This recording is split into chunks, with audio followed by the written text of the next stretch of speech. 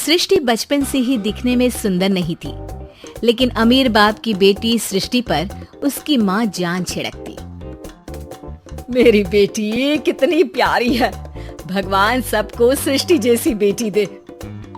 सृष्टि धीरे धीरे बड़ी होती है।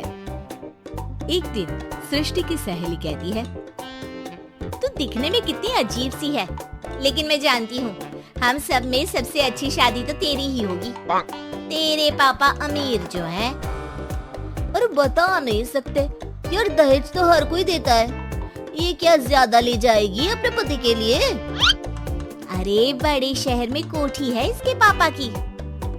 अरे पापा की है ना, कौन सी इसकी है? इसकी होती तब तो कोई भी लड़का इससे शादी कर लेता। अरे पापा की मतलब पापा की है तो मेरी ही है ना?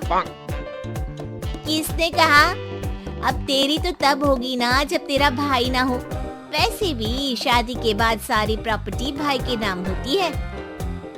सृष्टि समझ जाती है कि उसे किसी भी हालत में माँ बाप की सारी प्रॉपर्टी को अपने नाम करना है, लेकिन कैसे?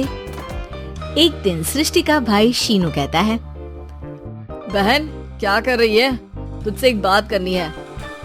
अरे हाँ करना, मैं तो तेरी बहन हूँ। बहन मेरी लाइफ में ना एक लड़की है, बहुत अच्छी है। मैं सोच रहा हूँ माँ और पापा से बात करूँ शादी के लिए। सृष्टि को समझ में आ जाता है कि भाई की शादी होते ही भाभी उसे एक दिन भी घर में बर्दाश्त नहीं करेगी। क्या बात है भाई, बताना कौन है वो?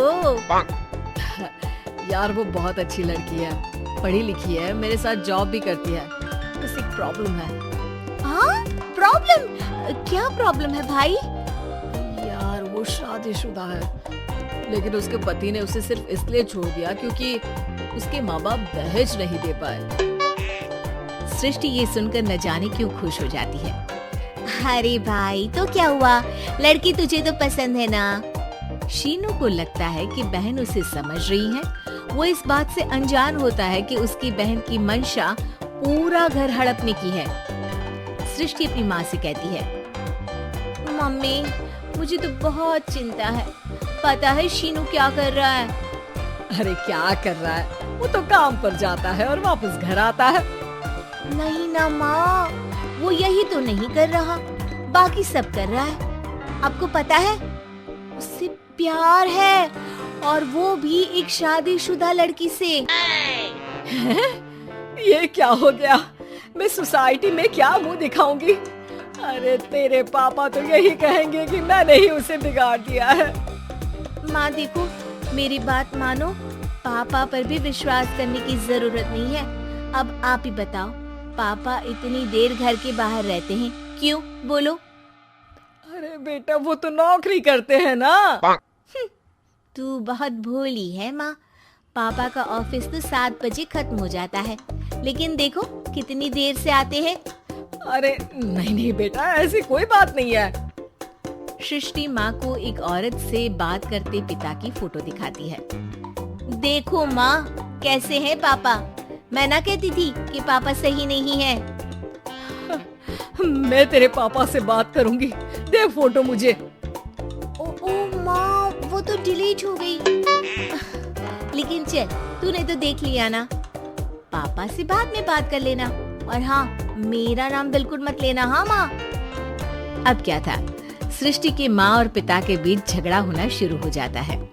सृष्टि के मन में क्या चल रहा था कोई नहीं जानता था। एक दिन, माँ सृष्टि के लिए एक लड़का देखा है, वो लोग शाम को उसे देखने आने वाले हैं।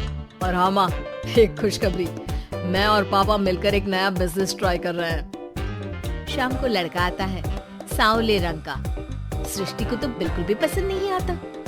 लड़की की माँ कहती है, लड़की का चेहरा तो कोई खास नहीं, लेकिन अगर मेरे बेटे को आप लोग सेटल कर दें, तो मैं उसकी शादी आपकी बेटी से करवा दूं। सृष्टि को लड़का बिल्कुल पसंद नहीं था। उसे भाई पर गुस्सा आ जाता है। लड़के वालों के जाने के बाद कहती है, माँ देखा शीनू मेरे लिए कैसा लड़का लेकर आया, न दिखाने लायक न सुनने लायक, सेटल भी नहीं, वो भी हम करे। अरे माँ, मैं जानती हूँ ये मेरी शादी किसी भी घर में क्यों करवाना चाहता है। अरे कैसी बात कर रही है बहन, तूने तो देखा ना, लड़के को मैंने ही मना कर दिया तुझसे शादी के लिए। जिसने लड़का बताया था उसने उसकी बहुत तारीफ की थी। बात आई गई हो जाती है, लेकिन सृष्टि का मन शांत नहीं होता। क्या करूँ, कुछ समझ में नहीं आ रहा। मेरी शादी हो गई तो ये लोग पूरी प्रॉपर्टी शीनू के नाम कर देंगे। मेरे हाथ तो कुछ लगेगा ही नहीं। तभी सृष्टि को आइडिया आता है। वो किसी वकील को फोन करती है। जी देखिए, अगर आपके मम्मी पापा का तलाक हो जाता है तो आपके पिता की आधी प्रॉपर्टी आपकी माँ के नाम हो जाएगी, फिर उसे वो किसी को भी दे सकती है। सृष्टि अब माँ को बेटे के खिलाफ भरती है। माँ, शीनू पर नजर रखा करो। वो जिस लड़की के प्यार में है ना, वो शादीशुदा है। यहाँ आएगी, सारा पैसा, रुपया, जमीन, जायदाद सब हड़प लेगी।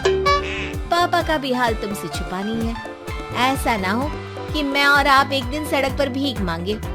हे भगवान, मैं तो जीते जी मर जाऊंगी अगर ऐसा हो गया तो।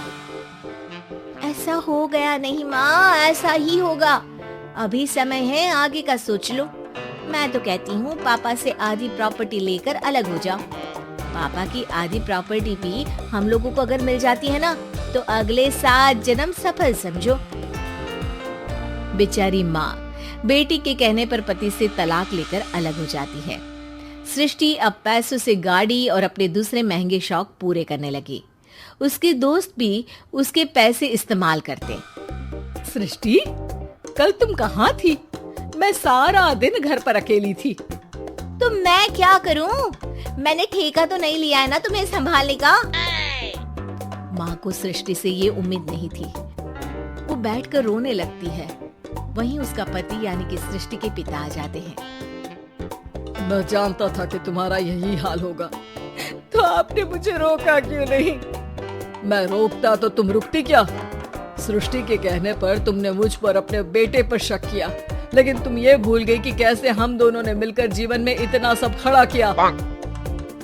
माँ पति के गले लग जाती है। मुझे माफ कर दीजिए, मैंने आपकी कमाई का एक बड़ा हिस्सा गवा दिया। कोई बात नहीं, तुम साथ हो तो मैं ऐसी 7 प्रॉपर्टी खड़ी कर दूंगा। तभी वहाँ सृष्टि आ जाती है रोते हुए। माँ, मयंक ने मुझे छोड़ दिया। वो बोल रहा था जब तक मेरे पास पैसे थे तब तक ही वो मेरे साथ था। पापा, माँ, मुझे